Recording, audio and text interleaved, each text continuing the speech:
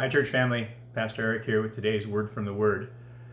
We're going to continue to follow up on the sermon series, and we looked at 1 Corinthians chapter 6, verses 12 through the end of the chapter this last week. And there's a couple of observations that I wanted to add to that sermon, if at all possible.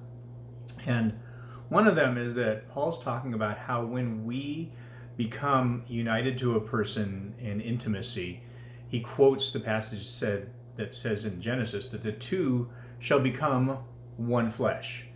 And I wanted to let you know that the Hebrew concept here, the biblical concept, is much bigger than just a physical act.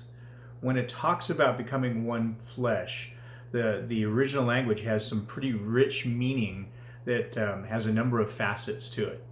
One of those is the physical intimacy, but another is that when you're joined to another person through that much intimacy, you become entwined with them.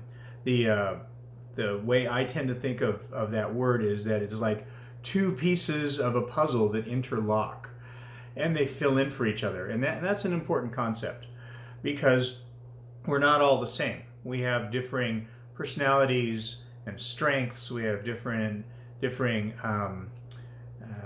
struggles, and we have differing talents and insight that we bring to any relationship.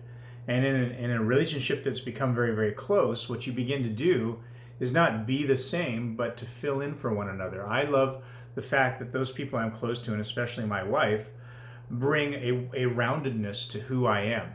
There are times when my short spots or my blind spots are filled in because my wife will say, "Hey, sweetheart, here's another aspect that you should consider to the situation you're in." And I'm very thankful because she has insight where I am lacking insight. She has strength where I need to be strengthened. And hopefully, at least she says, it works both ways, that I bring to her strength and insight in areas where she is not as talented or as gifted or as experienced as I am. So it becomes a two-way street where we're so busy trying to encourage one another and lift one another up that it becomes a relationship of sacrifice and a relationship of service to the other person, rather than I'm better than you at this. Oh, I feel badly because you're better than me at this. Rather than saying who's better, who's worse, I think we should grasp the idea that God calls us to say we're a great team together.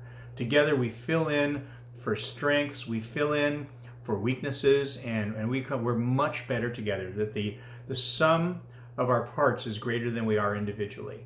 And if you're not in that situation where you've grasped that and you're actually practicing it, I really want to encourage you. It is something that will build you up. It'll touch your heart. You'll become effective as a team. Rather than fighting over issues in your life, become a team and address those issues head on together. You'll be so much stronger, so much wiser, so much more insightful. Become united to somebody that way, and you become more of a whole person. We literally fill in for each other. Now, maybe you're not a person who's married. It doesn't matter. I'm going to try and say that better.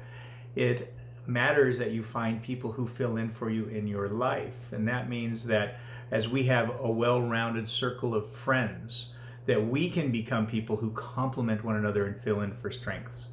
Finding those people that don't think like us or have differing strengths than us is important in all of our lives, in all of our relationships. There is not a person who I am not thankful for.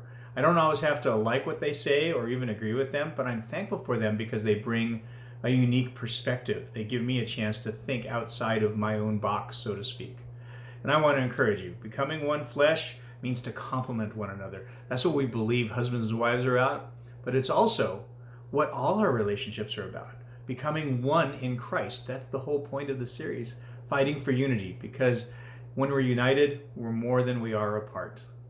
I hope this helps. God bless you. Have a great day. Look forward to seeing you soon.